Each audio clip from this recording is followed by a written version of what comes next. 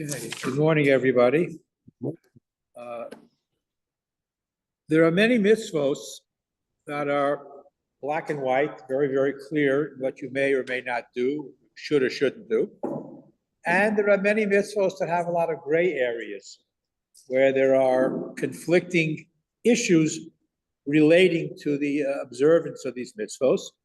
And Kibbud Av V'Eim is one of those mitzvahs that I want to discuss this morning, where there are potentially certain dilemmas in observing it properly. And that's the issue of Kibbud Av V'Eim, honoring and respecting one's parents. There are two halakhic issues in Kibbud Av V'Eim. There's kavod and there's mora, two different terms. Kavod, different types of behavior. A mora refers to all types of actions that you might do to show honor and respect to parents. You know, standing up when they enter the room, not sitting in their chair, not contradicting them.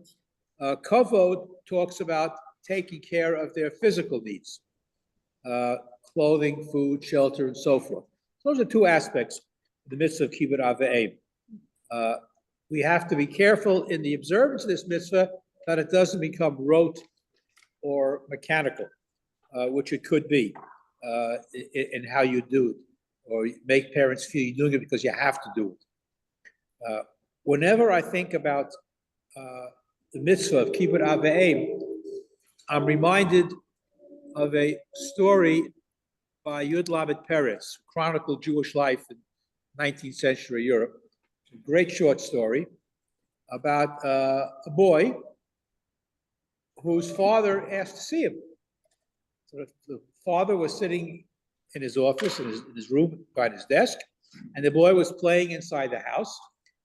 And the father said, "Come in, I want to talk to you."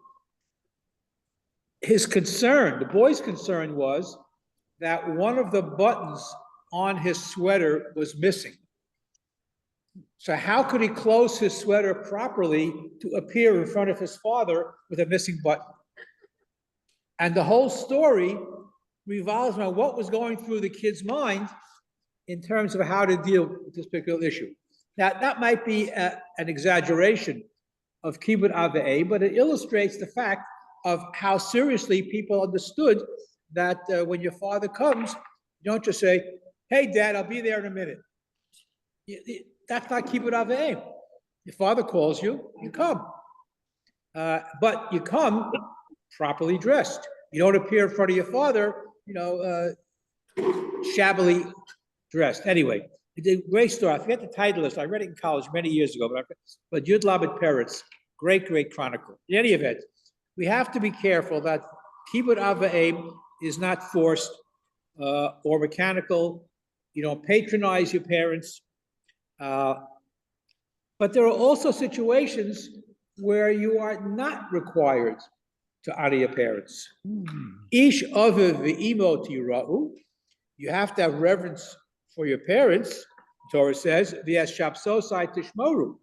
But if your father or mother asks you to violate Shabbos, you obviously don't do that. You're a conflict of two mitzvos d'oraisa.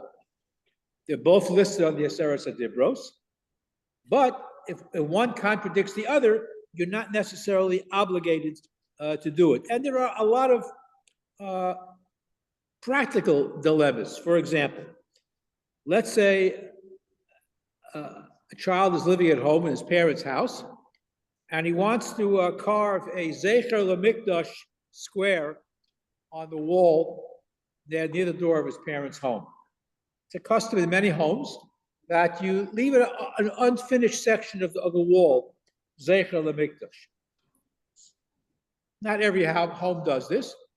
The kid learned about it in school, and he wants to take off the wallpaper in a certain corner of his parents' house, Zecher LaMikdash. Can he do that while he's living in his parents' home?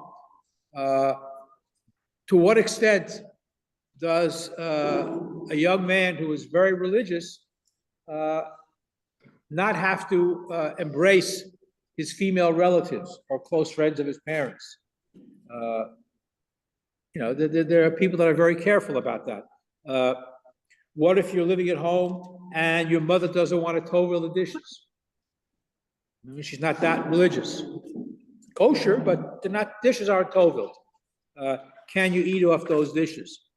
There are many other conflicts. We'll get to a few of these conflicts in terms of what the halacha would seem to say. What about an abused child or a mamzer? Are they required to show kibbud aveim? What about an adopted child? Is there an obligation for an adopted child? B'doraisa. B'drabanan, certainly. B'doraisa, is there an obligation for an adopted child? So these are, it's not an abstract ethic meant to reinforce Torah values, family values. In a sense, the way Chazal look at kibbud aveim, in a certain sense, it's a way of honoring Hashem himself. Don't forget, there are three partners in every child's creation. There's the mother and the father and the Kadosh Baruch Hu. And by honoring parents, you are also, in a certain sense, honoring a Kadosh Baruch Hu as well. Yeah. Is there a halachic decision regarding if your one's father says one thing and the mother says something? You know, does the fact that said "Kabed et avicha ve'et imecha," does, you know, because he's mentioned first, does he get first? Yeah, that's a very interesting question. If you have a mother and a father say contradictory things, who do you have to? That's a very interesting question. I'm not in a position to give a psak halacha there. But you make an interesting observation, which is kabed es avicha v'yesimecha. But then it also says al titosh Torah simecha. So it's an interesting question. If the parents say contradictory things, again, if you're not dealing with mitzvos doraisa, it's easier to deal with it, perhaps. It's a great question. I can't give you a straightforward answer. I don't know. It's a great question. Yes, Nathan. What about if the father or one of the parents is immoral or crooked?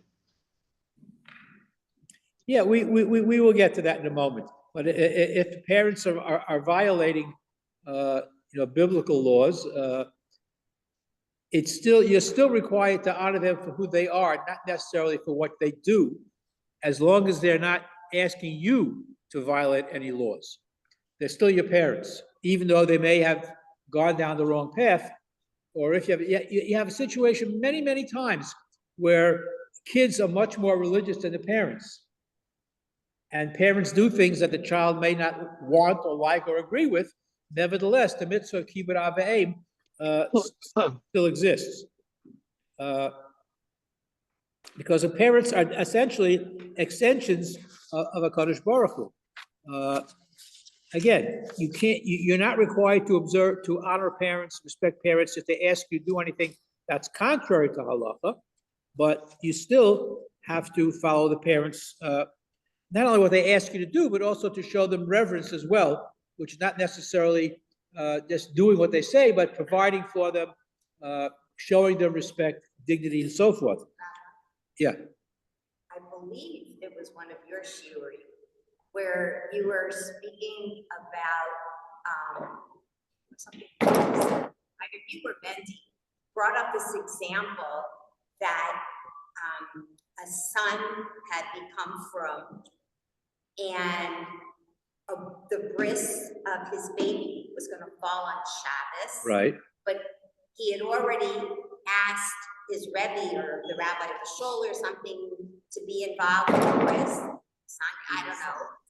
And to be the Sunday, because he didn't really think his father would care to come, but the father was like so excited, and the whole question was, so he already asked the Rebbe, but his father really wants to be involved.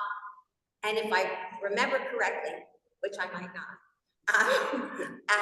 the answer, the Rebbe said, no, give it to your dad. Correct. But if I remember, the reasoning was because maybe if he comes to shul and gets involved and all this, it'd be makarev, and it wasn't the kibbutz unless Well, I'm wrong. It should go to the father to be the sandek,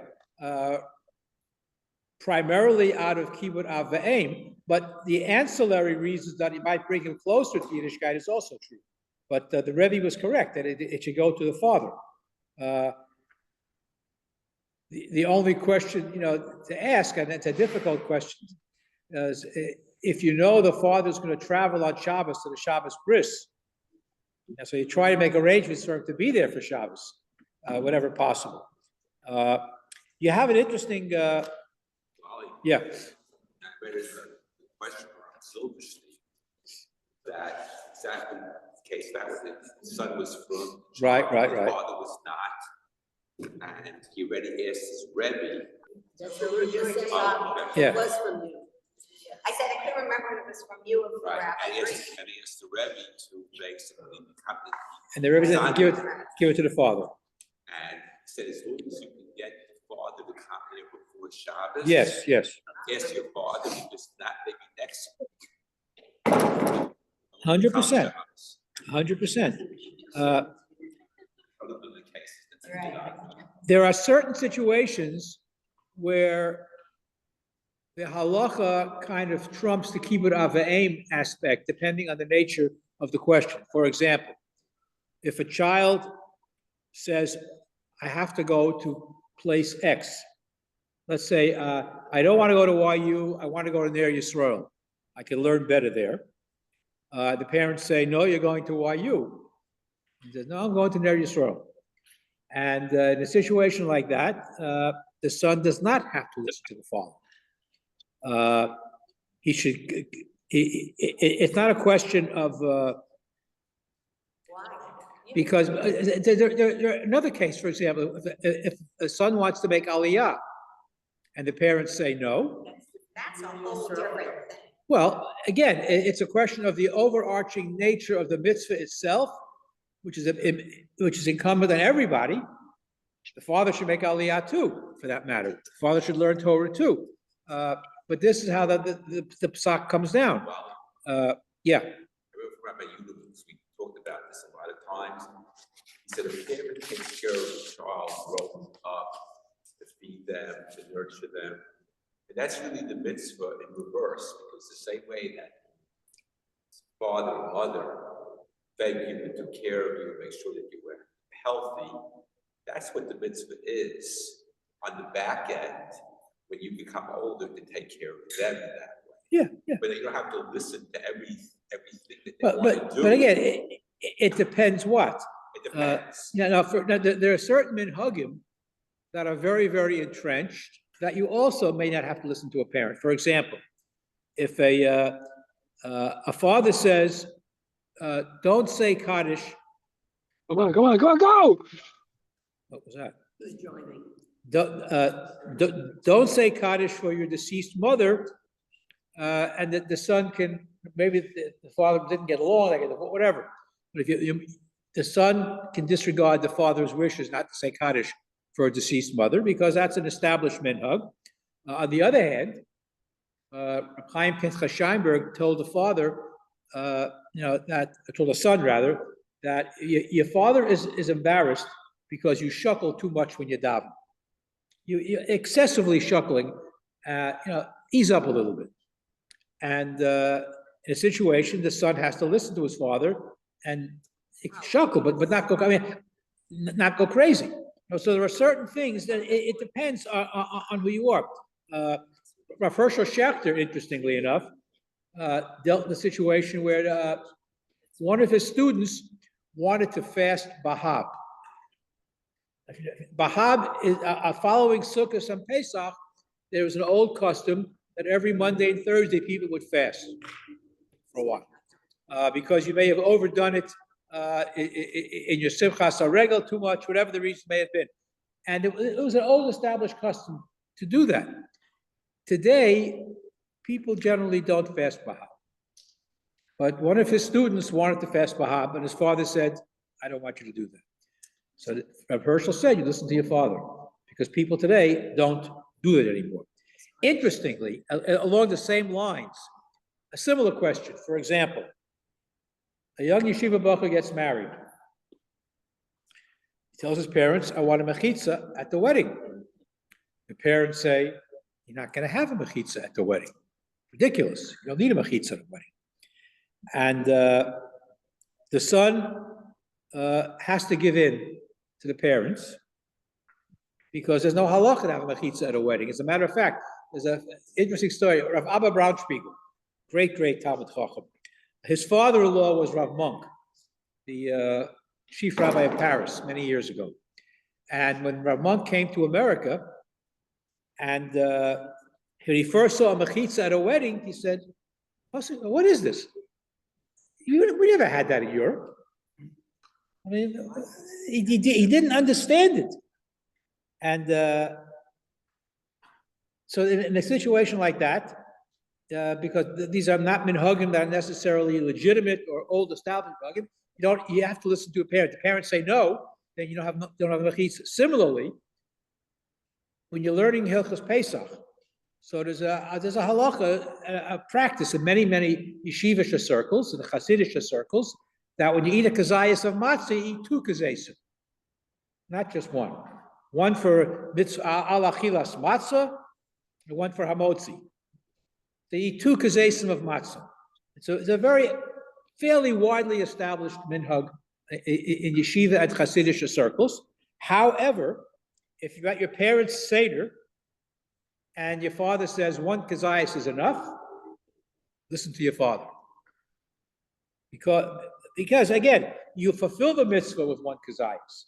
2 kazayasim is perhaps a hidur, perhaps. But there are, so you have to know when to follow the halacha and when to follow the pasuk of kibbut avei. There's a machlokes in the Rambam and Tosfos regarding a father who is a Rasha. If a parent who is definitely a Rasha doesn't keep mitzvos, so the Rambam holds he's still entitled to the mitzvah of kibbut avei. Tosfos says he's not, unless he does tshuva. Most people would follow the Rambam simply because in case the guy does tshuva, then retroactively you might not be fulfilling a mitzvah d'oraisa. So again, there are different, and the Chazon Ish also paskins that today there are no real Rishoyim in the world, which is interesting because Chazon Ish is always a very machmer kind of guy. But he says that most people that you call Rishoyim today are in the category of Tinok Shenishba, like an infant who was captured and held captive and raised by brigands, that he never knew the halacha. So most people who don't observe the halacha probably never learned it in the first place. So they can't be held responsible for their actions. Okay. If a father asks a child to cook for him on Shabbos, obviously you don't do that. But you have to understand, according to the Zohar, fascinating depiction of kibbut avei, and the Gemara has many depictions of how far the Chachamim went to honor their parents. The Zohar says that Rachel Imenu, was punished for stealing Lavan's idols, which is very hard to understand. I mean, you remember the story in Chumash, and she sat down on and she wouldn't get up when he was searching for his idols, for his trophim. So, if you have to give kibbut avei for a Rasha like Lavan, so kal v'chomer for how we treat all other parents. Yeah. It's an interesting case again, like Silverstein's book, Sefer, that where a father told the son that he wanted to be buried in Eretz Yisrael. Right. And then he died. So the question was, did the son have to bury him? And the answer to that question, the right answer was, the only time you have to bury him if he provided the money. Right. If he did not, you have no chiyuv to bury him. Yeah, okay, there are other types of questions. One case here a few years ago, girls go to Israel and go to shoots in Israel. Right. And then they come back home and they discover, oh, their mother eats food on Shabbos in a way that they were maybe they shouldn't do. And they Yeah. It's a And common. the answer that he gave was that mitzvah kibbutz and the mitzvah doraisa. The chumras of eating food on Shabbos is really midrabanan. Right. Therefore, you've got to eat the food and be nice to your parents and not observe all these chumras when they. Yeah, you have to know between mitzvahs, doraisa, and just simply customs of minhagim. Again, and also if you're living in your parents' home, it's different than when you're living on your own. And common sense is the fifth Shulchan Aruch, as they say. Yeah. If a kid converts to Judaism, does he have to give his parents cut? Technically, no, because he's like a new creation. But if somebody converts, so technically it's not required midoraisa. Midrabanan, it's certainly a midah tova to show respect to parents. There are so many cases. There's a case of Dubba ben Nesina was a very important community leader, and the Gemara deals with a number of cases where parents may have had Alzheimer's. I didn't know it at that time, but to call it. But parents did things to children who were prominent in a way that was very embarrassing to them. Dubba ben Nesina was giving a lecture, or was presiding at a town council meeting, whatever it was, and his mother comes up and slaps him in the face in front of everybody. And then she walks down, and the strap of her sandal broke. And he went and he put his hand under her feet as she walked. And that's, again, an extreme example of kibbut avei, but the Gemara has a number of examples like that. The case of female relatives that want to hug you and kiss you, if you are a very from yeshiva bacher. So, sisters, mothers, perhaps, but grandmothers, granddaughters, but other female relatives could be problematic halakhically. So Rav Shechter says, well, you could be passive, just stand there and don't reciprocate. If Aunt Millie comes in and gives you a big hug and a kiss, just all right, nothing you can do about it. However, interesting, Rav Willig has an interesting eitzah. He says, develop a cold and start sneezing if somebody comes near you. Say, I have a good. I don't want to catch you anything. It's like, what's gonna come of it? It's like an ant. Okay, but again, we're dealing now with technicalities. What about if you're after your parents to check the mezuzahs because you're worried about the mezuzahs in the house where you're living? There you might have an eitzah to try to have your mezuzahs checked. But if the issue is going to cause tension, then the son should keep quiet, basically. That's what Scheiberg's answer. If a child adopts his Hebrew name, Is there a fee to check the overall? every so often, yes, you should. It's just common sense. Every 4, 5, 6 years, I would say, because the temperature in the house, the humidity, letters can crack. It's just common sense. The same way you check your tefillin every so often. My son just spent $2,000 for new parshios because when he brought in his tefillin, they were puzzled. It happens. I tried to buy a nice tefillin, but over the year, he had never checked since his bar mitzvah, unfortunately. And they were puzzled. They were puzzled. So you have to use common sense with these things. If a child wants to be called by his Hebrew name, and his parents keep on calling him by his English name, Moshe Feinstein paskined that there's no prohibition using a secular name. So, just man up and accept it. Must the child wear what his parents' clothing that he gives it to him, assuming it doesn't violate any halachos of tznius?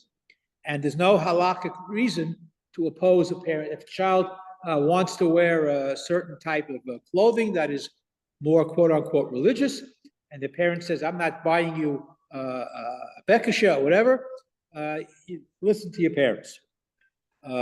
Going to Eretz Yisrael, there you can, the parents have the same obligation as a child, yeshiva aretz, so you have to listen to, you don't have to listen to your parents if you want to go to learn or make aliyah. If your father is drunk and he says, give me more schnapps, so you can politely refuse, because that's that might constitute another biblical problem of liftei iver. So there are a lot of interesting questions. Can parents force a son to spend Shabbos in a non-Shabbos observant environment, assuming it's not going to violate Shabbos in any way? We're going away for the weekend, and we're staying someplace where they're not Shabbos. The son is not required in that situation to listen to us. There's a whole range of questions, as long as you're not being asked to violate any biblical issues. But again, as I started, the first thing I started off was there's kavod and there's mora. Kibbud av v'eim is simply respecting parents' wishes as long as they don't go against the Torah. Mora is providing for parents in their old age, making sure they have a place to stay, making sure they're fed, their medical needs are taken care of. There are two aspects of kibbud av v'eim. As long as they're not asking to violate any Torah prohibition, but as long as you're under a parent's roof, you're required to listen to everything that they tell you to do. When you're no longer living at home, you're still obligated to kibbud av v'eim, again, with the proviso that you're not violating any Torah, commandments. But it can sometimes be a slippery slope when you have children who will become much more religious than the parents. And the children want to do things a certain way, and the parents want. And as long as the parent is not asking you, if you're dealing with chumros, if you're dealing with issues of frumkeit or appearances, things that you want to do, when you're on your own, you can do what you want. When you're living at home, as long as you're not being asked to violate any biblical commandments, then you have to do what the parents tell you. May I ask a quick question? Sure. Everything is the son, him. Daughters also. Okay, that's all my- Daughters, I'm sorry. No, Daughters it's have okay, I just No, didn't no. know whether we were in a different the generic child, male or female. But these are not necessarily dilemmas. Unfortunately, we live at a time when children are becoming much more observant and much more learned than their parents had the opportunity to be. And that can sometimes cause conflict where there need not be any conflict. I know that there are many cases of children who came from non-Shomer Shabbos homes, who went to yeshiva, who became religious, and you had to walk a tightrope. On the one hand, you want to observe mitzvos. On the other hand, you don't want to do anything disrespectful to parents. So there's a balance. Halacha is all about balance. Sometimes you have two different opinions about how to observe that particular balance. But most of the time, if it's done with respect and derech eretz, you usually find that the parents will accommodate the child to the extent that it doesn't totally upset their entire, worldview or the way they function. As long as you do your thing, I'll do my thing, and things will be fine. But clearly, it's a dilemma sometimes. But just bear in mind that kibbud av v'eim is a mitzvah d'oraisa, and some of the other things are simply minhagim or things the rabbanon, which might be of less significance, and the kibbud av v'eim trumps the individual needs or wants or desires of children. But if you have a dilemma of any of these things, always ask the questions. Okay, that's what I wanted to share with you today. Any questions, comments? Okay. You want a bench? Benches are right there. Have a great day, everybody. Stay Take warm. care. Take care, Wally. Thank you, Wally. Thank you. Have a nice day, Wally. Have a great day. Thank you, Wally. Thank you. Okay. It's always talking about.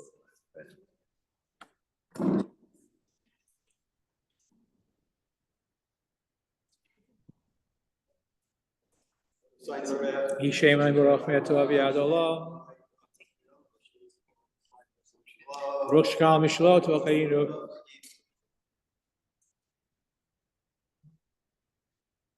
Yivla Kol Bichim Aviyad Hashem Baruch Baruch Ato Adonai Hazon Esam.